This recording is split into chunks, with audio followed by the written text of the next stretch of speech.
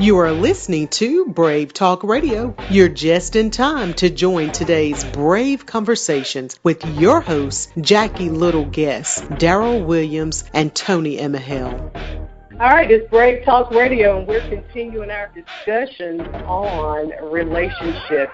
Healthy relationships, unhealthy relationships, how we got to where we are as a race, as an African-American people.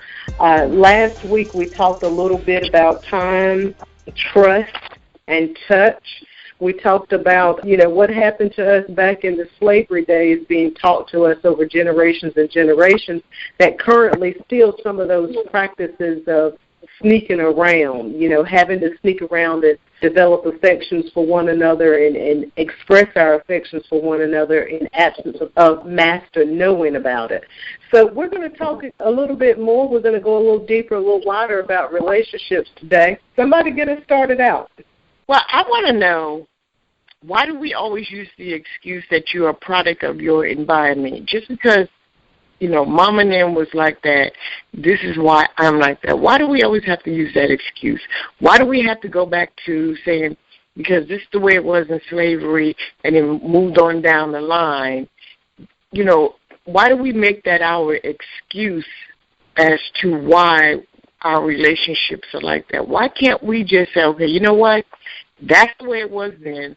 I choose to go a different way. I believe it's all a choice. Mm-hmm. And I think we just need to stop using, back in the day and Mama and them and slavery as our excuse as to why things are the way they are.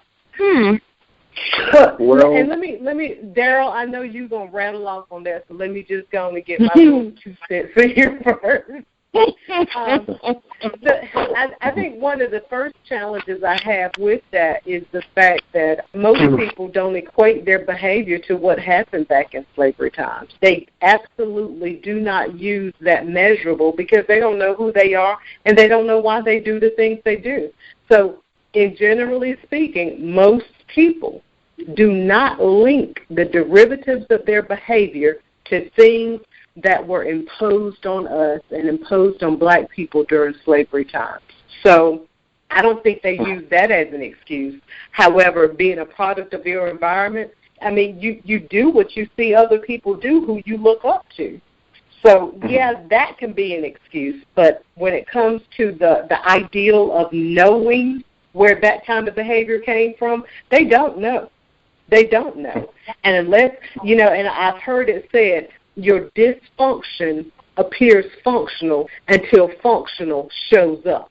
Mm-hmm. So as long as dysfunction becomes the model that they are used to and that they are culturally exposed to, and that is what permeates their environment, if they never see functional relationships, they will continue in that vein of dysfunction because they don't know anything any different. I'm going to punt it over to you, Deryl, and see what the master has to say about it. Don't hit me too hard, Deryl. No, it's not about the mastery of the thing. It's about the analysis. And quite frankly, nothing has changed. That's why we have to continue to deal with the greatest trauma in human history that occurred, that happened to our ancestors. You have this thing called Stockholm Syndrome. And you have this other psychological dynamic called post-traumatic syndrome. And I think it was, I can't remember the doctor's name, but I think it was Dr. Weldon that spoke about what is now known as post-traumatic slave disorder.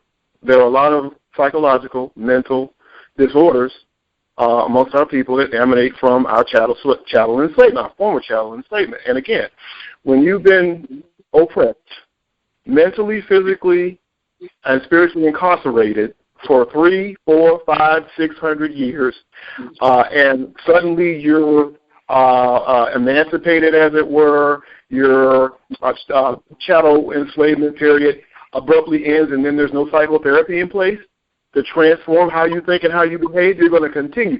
Willie Lynch said, if all we need to do is utilize our program of chaos and division And he said envy and use division. And I read National Security Memorandum 46 and talk about encourage dissension, encourage division, encourage all of these things. If that becomes normal to you, and this is the process whereby you have been developed by design, then of course you're going to continue to function the way you always have. I read last week, I need to read this since Jackie went there. I'm going to go two places real fast. I read this last week, and this will help us. This is from, this is just a review, Senator Henry Barry, 1832 A.D., who was a U.S. House Representative. This is the speech, part of the speech that he made in 1832. It says, and I'm going to read it real fast, although I have no fears for any general results from the efforts of this class of our population now, still so the time will come when there will be imminent general danger. Pass as severe laws as you will, meaning criminalize all their behavior like they do now. Anything we do is a criminal infraction and we're thrown in jail. It says pass as severe laws as you will to keep these unfortunate creatures in ignorance. Okay, to keep these unfortunate creatures in ignorance. So you have 300, 400, 500, 600 year process that was engaged in by the people that, run this country, where the purpose was to keep us in ignorance. It said, it is in vain unless you can extinguish that spark of intellect which God has given them. Let any man who advocates slavery examine the system of laws that we have adopted. Okay? From stern necessity, it may be said, towards these creatures, referring to us as animals. Okay, and he may shed a tear upon that, and would to God, sir, the memory of it might thus be blotted out forever.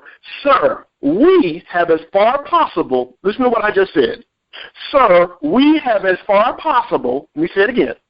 Sir, we, the House of Representatives, the Senate, the upper echelon of this country, have as far possible closed every avenue by which light may enter their mind. We have only to go one step further to extinguish their capacity to see the light, and our work will be completed.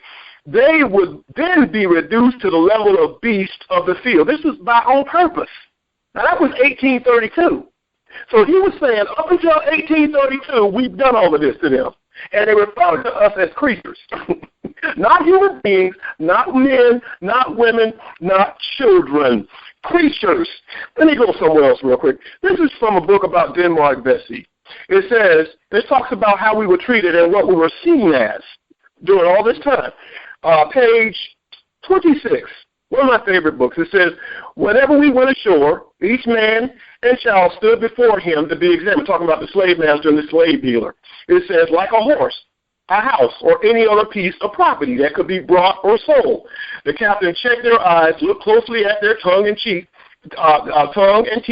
peered down their throat, bent their arms, checked their joints, and pinched their skin. Denmark, meaning Denmark Vesey, forced to watch as human beings became nothing more than cargo.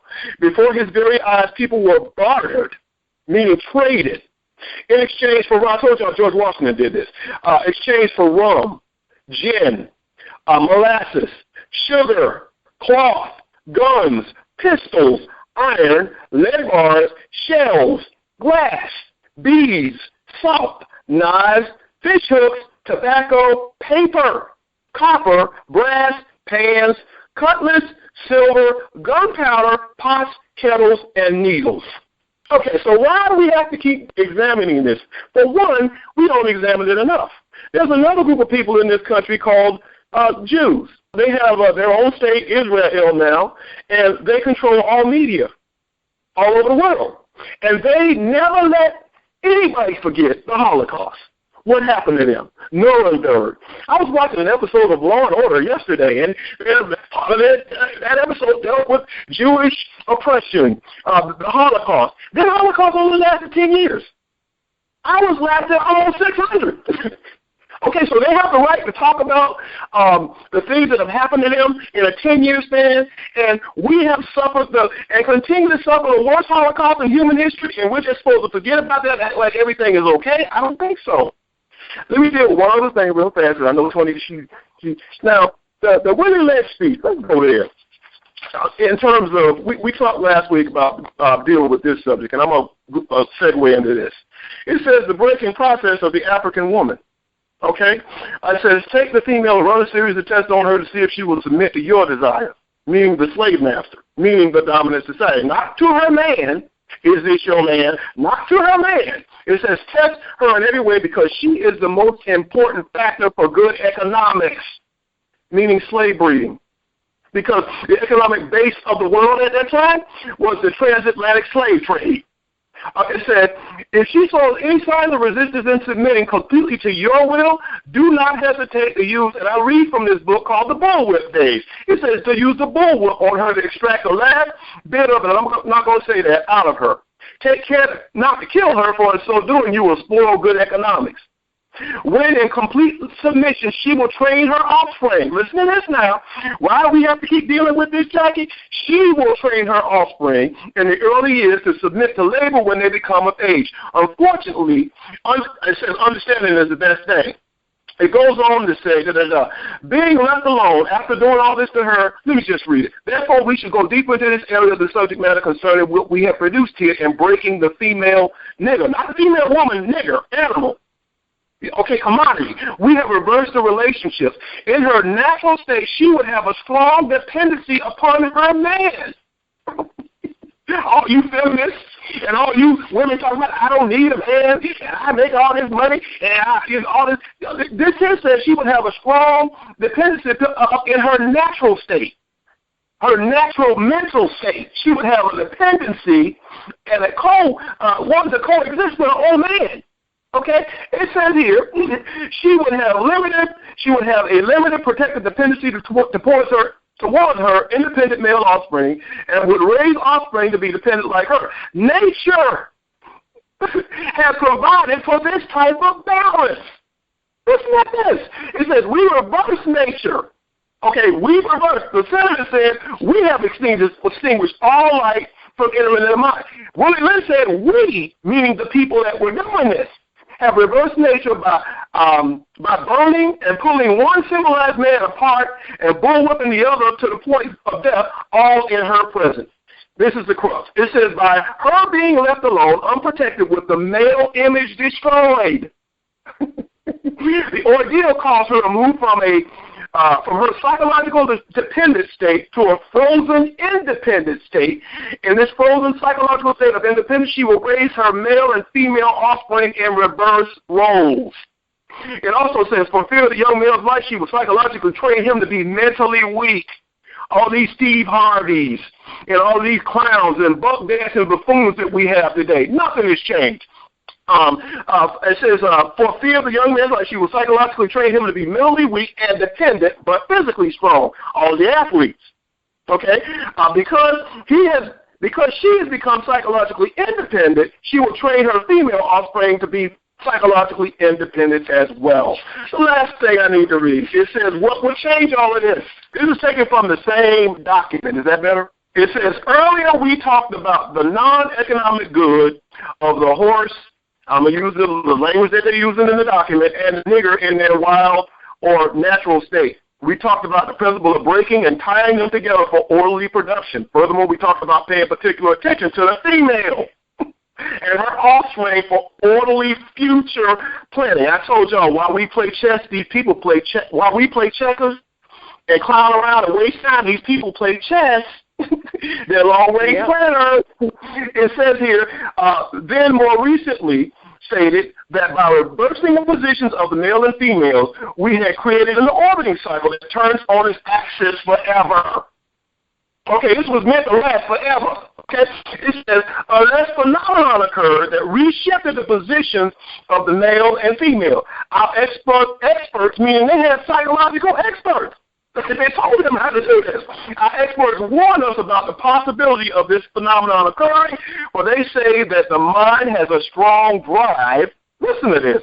The mind has a strong drive to correct and recorrect itself over a period of time if it can touch some substantial, original, historical base. Why am I always on this show reading quoting John Henry Clark? I read from John G. Jackson's book last week, and I'm always talking about our ancient history and our ancient glory, because that, according to this document, will cause the mind to correct itself. Wow. this is in their word. This is the Willie Lynch speech. This is the part that most people don't pay attention to. This is the part that I think speaks to why we have this dilemma regarding, is this your man or is this your woman today? Well, I want to go back to something that you said with regard to the approach that Willie Lynch took. And literally the approach was to disrupt the natural state of the black man and the natural state of the black woman. And one of the most ignorant statements that I've ever heard come from a black woman's mouth is, I don't need no man. And that's usually the actual vernacular in which they say it. I don't need no man. When in actuality, in your natural state, you were created for man. Therefore, God has put an innate void in you that can only be filled by the presence of a man, i.e. a male. Let's talk about that. Well, again, everything that has been done to us in this country has been by design. I just talked about and read from a document that dates back to 1712, where they talked about breaking the black woman and making her psychologically what they call a frozen psychological independent state. And this is where we get this notion of the strong, out-of-control black woman. And you see that theme being replayed over and over and over again in the media. Tyler Perry and all of his plays and all of his shows, there's always a dark-skinned black woman that's out of control. Housewives of Atlanta, these black women just out of control, acting the fool. And all of them appear to be independently stable in terms of, the financial side of things. It's progressive in as much as the whole workforce is concerned now. With you have black women in these elite positions as vice presidents and presidents of and CEOs and all that. Okay, and I don't have a problem with any of that.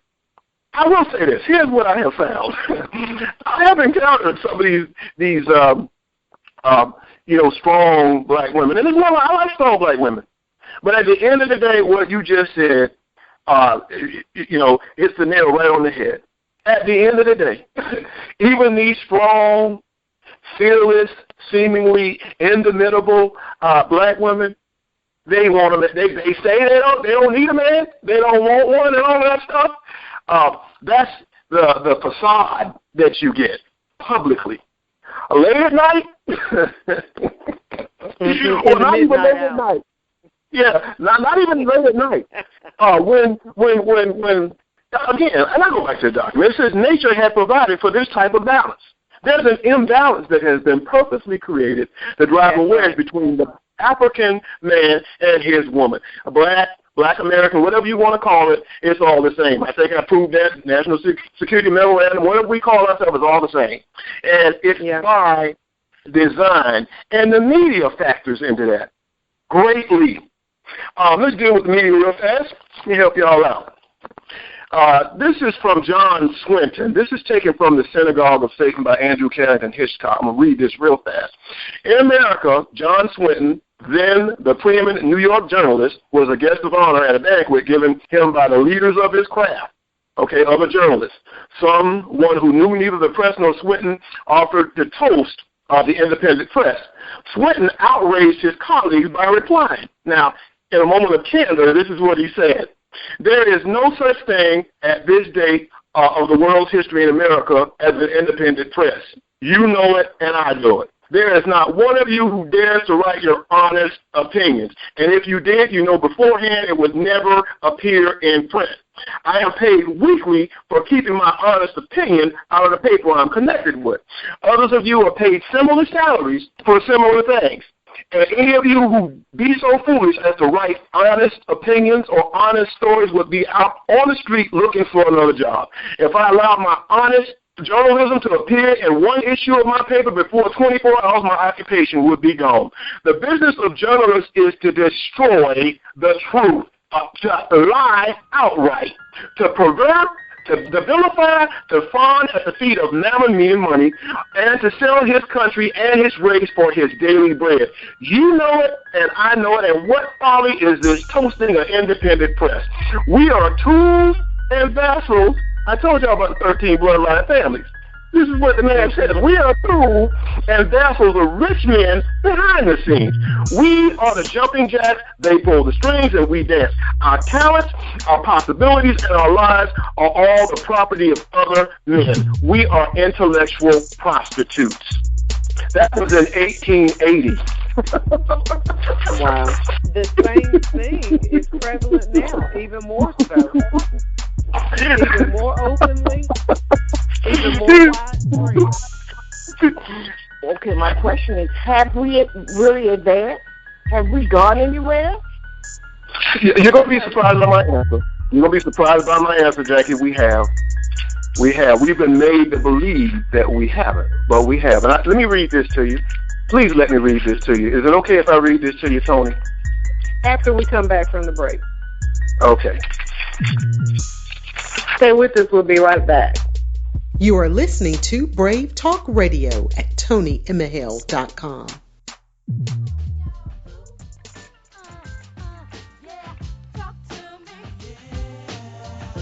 I'm standing in this Bible study and I'm so excited because I have my new boyfriend with me.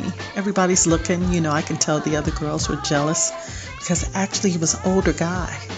And the interesting thing about our relationship is not many people knew about it. And, I was kind of embarrassed because, I didn't want to seem like I was trying to date what kind of looked like a man, even though I was at the age of 18.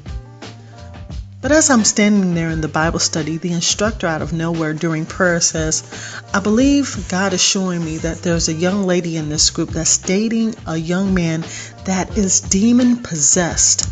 And he's going to start beating you. You need to remove yourself from this relationship immediately. And I'm looking around and I'm thinking, wow, I wonder who that is. Then I looked at my boyfriend. I kind of winked at him and smiled. We just kept our hands clutched together. And then the Bible study was over. He had the chance to say hello to other people. And we began to walk down the street. And the further we walked, there were few people. Matter of fact, there was no one on the street. And suddenly I told him, I don't know what it is. Honestly, I don't know what it is, but something tells me I just need to break off this relationship. I know it's weird, but I just need to break this off. And he said, what? And out of nowhere, he kicked me upside my head with a roundhouse kick. Then he slapped me across my face. And as I was getting back up, he punched me in the eye. And he said, girl, don't you ever say them words to me again. You hear me? Or I'll kick your tail again. You know I love you, girl. But you are not ever going to leave this relationship. How dare you? You know I have anger issues and it's going to be okay. And we belong together. Ladies, I ask you, is this your man? Join us for an exclusive series of interview with author Colin Tate beginning Saturday, April 30th, here on the Take It to the Maxx Radio Network. Today's broadcast has been brought to you by Next Level Plus Project Management and Business Consultants. Learn more about how Next Level Plus can help you solve the right problems and seize the right opportunities by calling 704-780-2997 or visit their website at nextlevelplus.org.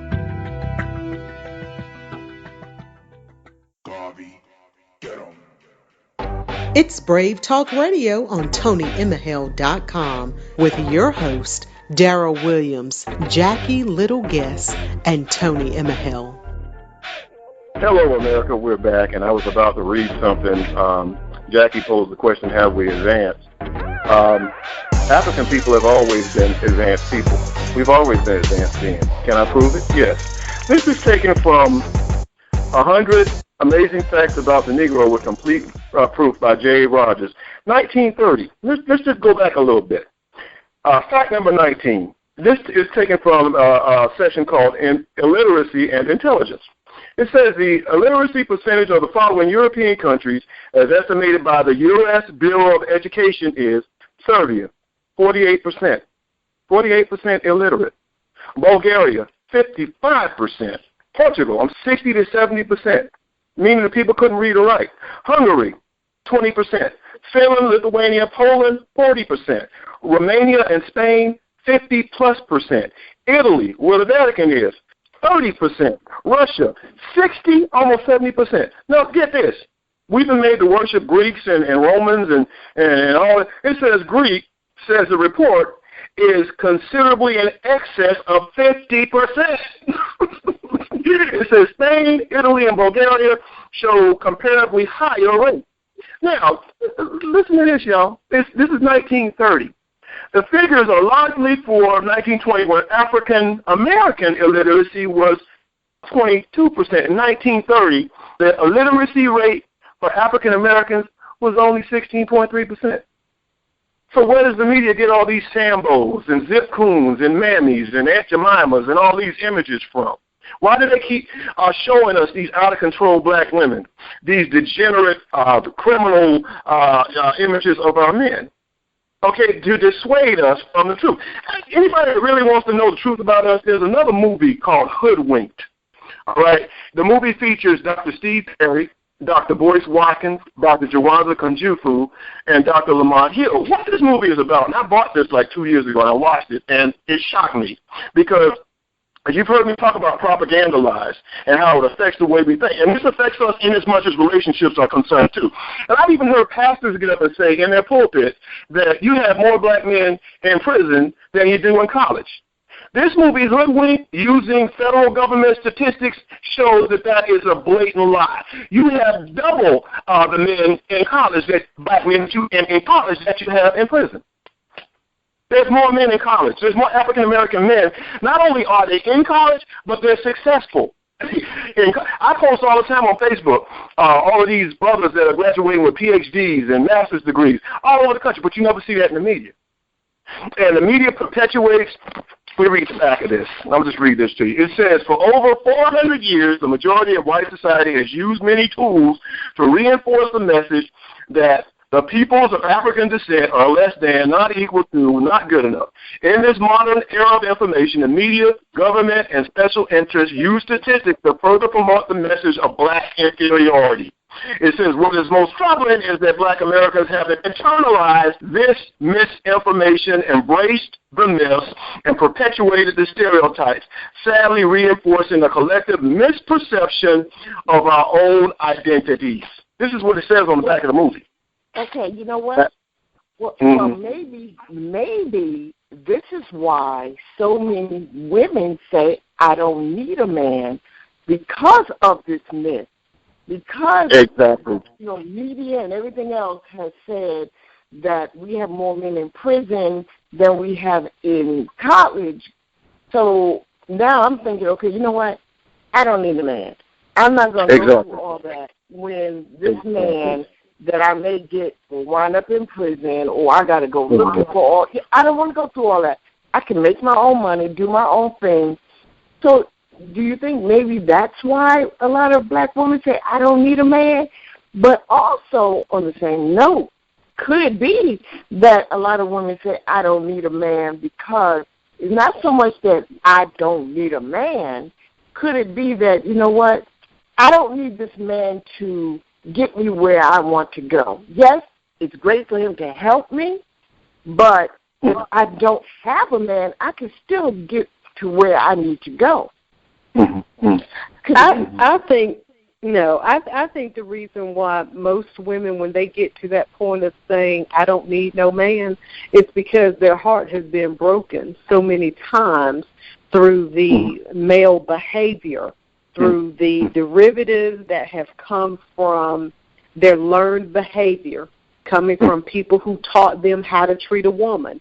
And this woman's heart has been broken so bad that she is now in that damaged state of thinking that she does not need a man in her life. It's much like the process of breaking a slate. and she has been broken. She has been broken by folks in the past because that behavior has trickled down into her today at the hands of the men that she has allowed herself to be open and vulnerable to. More times than not, the woman will allow herself to be more vulnerable in that relationship because, again, by nature, the natural order of things, we were created for the benefit and the companionship to man. So naturally, it's going to be easier for us to be vulnerable until we're broken out of our vulnerable state and our natural order of being and wanting and desiring to be with that man, because now this man has hurt us. He has broken my spirit. See, what we're talking about when a woman says that, her spirit has been broken. But, I mean, can you blame her? I mean, I've given you everything I have, and you took advantage of it, you broke it, whatever the case may be. So now my guard is up, and I can't get in a relationship with you or any other man because I'm afraid I have to guard me. I got to think about me right now. I've given all that I've had. You know, I was there, I did this, but you took advantage of it. So now I've got to guard what I have. And do you fault me for that? Because of fear? What do I do? How does the healing process start? Well, I touched on this last week, kind of in a peripheral sort of way, and I started the conversation off by saying, we're talking about, is this your man? And I said a better question would be, who is this person? And we talked about finding out who the person is, finding out their familial background, their educational background, as much as we can, finding out if we have anything in common. And you have to do an honest background history on the person. And that includes, again, medical history and sexual history. We talked about we live in a time now where people are very promiscuous, and even in the church, if you're going to consider someone for dating and marriage, there's some questions that have to be, dealt with. And then a better question before we arrive at whether or not we want to be in a relationship with a person and build a future with that person is this person our friend? There's a process that's involved. You just have to go through the process. You can guard your soul. You can guard your soul too. You're supposed to guard your soul. Right. I'm sorry, go ahead. Shouldn't the process start with me? I got to, I may do all this research and background and all that, but shouldn't the process start with me because I'm still in that state where, I might do all this, I might, he looks good, everything is good on paper, it looks wonderful, but in the back of my mind, I still, that tape is still playing of what happened before, so that's still going on. I'm still thinking about that prior relationship, even though right now, oh, man, your credentials are looking good. Everything is lined up. Yeah, you got some flaws like everybody else, but I still got that, So, the process has to start with me. Erykah Badu, and I know this is a Christian radio station, but, there's a song that she came out with a few years ago called Bag Lady. And that deals with just the emotional baggage that people carry into, their relationships or into scenarios where they're made to or have to interact with other people. And whatever's in that baggage will weigh upon how it is they behave towards another person, whether it's someone that they're pursuing for relationship purposes or whatever. What you have to do is clean out your and eradicate your baggage, and that can happen two ways. You can be in prayer, appeal to your higher power, and ask God, to help you deal with some of your issues, and you need some counseling. You need. I'll use me. When I went through divorce, 11 years ago now, it was very hard. And before I could even think about coupling with someone else, I had to go get myself together. I was diagnosed with clinical depression. I became depressed. There was a 4-month period where I got very little sleep. I had to re-socialize myself now because you're going from being married to being single again. And again, that speaks to that whole psychotherapy thing that you need address when you have gone through or experienced trauma. And for me, that was very traumatic. The first thing you have to do is you have to heal. You have to heal. And, yeah, it does begin with you. You have to heal. If your guard is up and you're hurting and you have this vitriolic perspective when it comes to men, then that needs to be dealt with before you can embark upon any type of, because there are good men and women out there. And yes, you go through the process. Well, let me start over. If you deal with your issues, work on your issues, change your mind, get therapy if you need it, get counseling. And let me say this. Oh, God, let me say this. Make sure that if you go for counseling, whoever's out there listening to me right now, oh, y'all ain't going to say what I'm getting ready to say. I'm going to say it. Sometimes a pastor in a church is not qualified to be a counselor. I'll just tell it. I went for counseling at the church I was at, and I'm thinking that the information that I'm sharing or conveying to the counselor was private. There were women and people in the church that came back to me after the fact that told me that this person was going around the church repeating to them verbatim what I had told him. All right?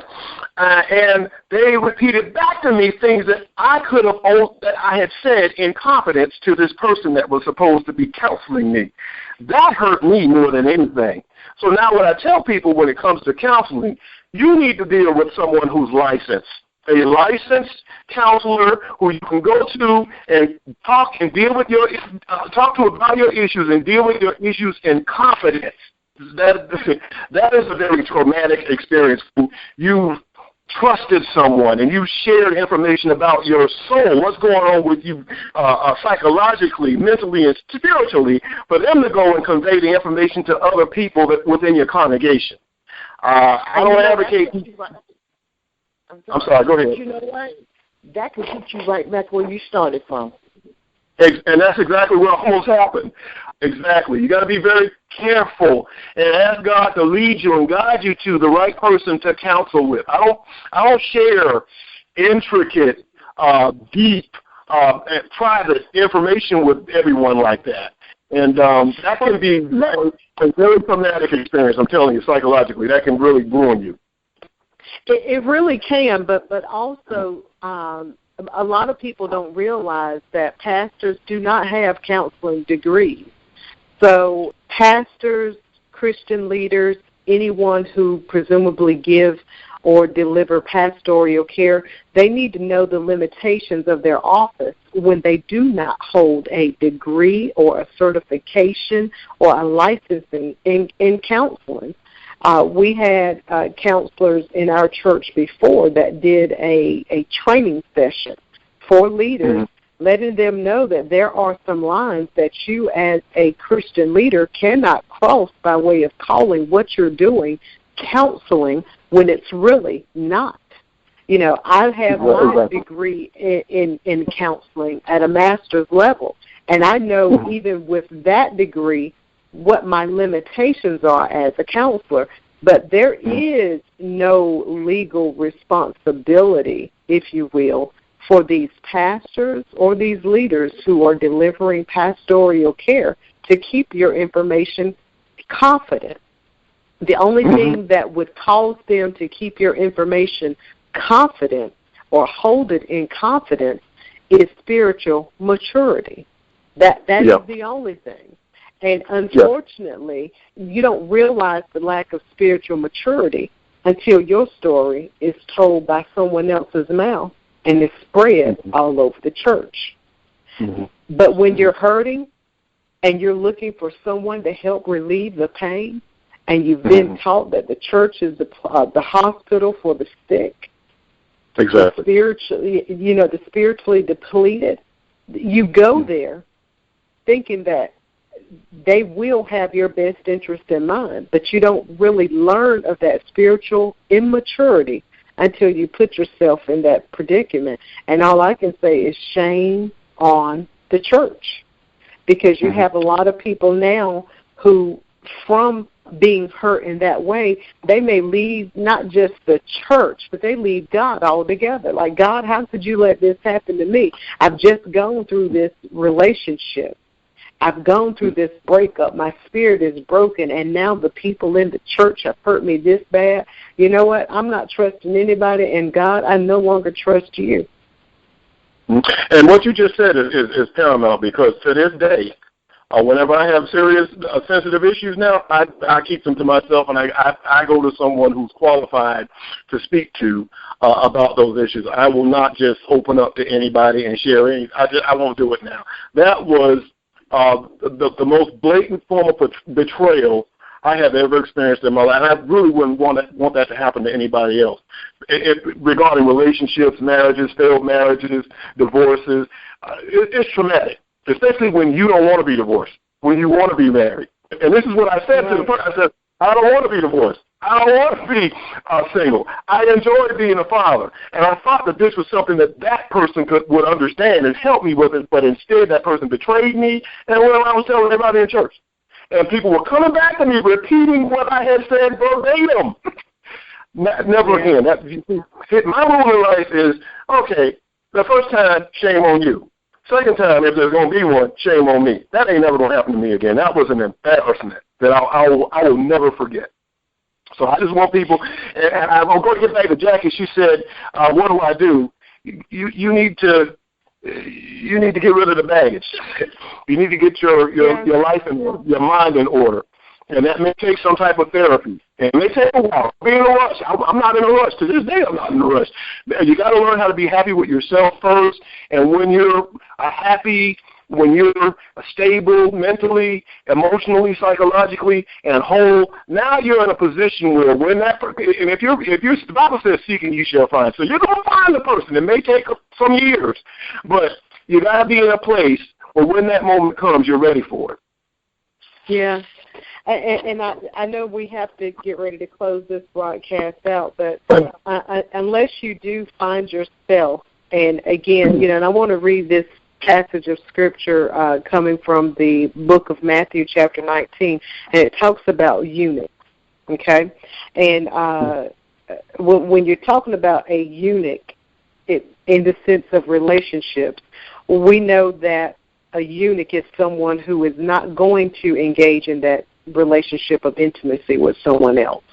And the Bible clearly tells us that some people are born eunuchs, okay? So that means that, again, that can be a gift. That's what they're born with. They're born that way.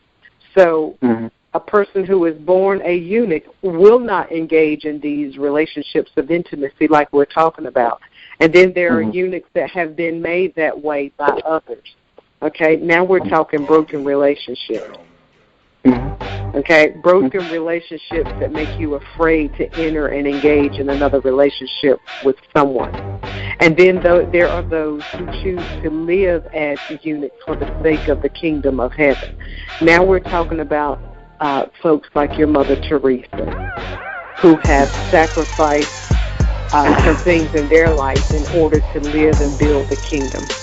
So when we're talking about, again, in this whole scheme of things with relationships, if you have become one who is abstaining from everything that is naturally in you for the sake of how you have been handled by others, you have to become a whole person, or else you will never live a full life. You will never live a life of fulfillment, and you'll never realize the true potential and the things that God has for you because you have let and allowed others to break you and make you something that you are not. So with that, this is Brave Talk, and we'll talk with you next week. We're going to continue in this vein of relationships. You are listening to Brave Talk Radio at ToniEmehel.com.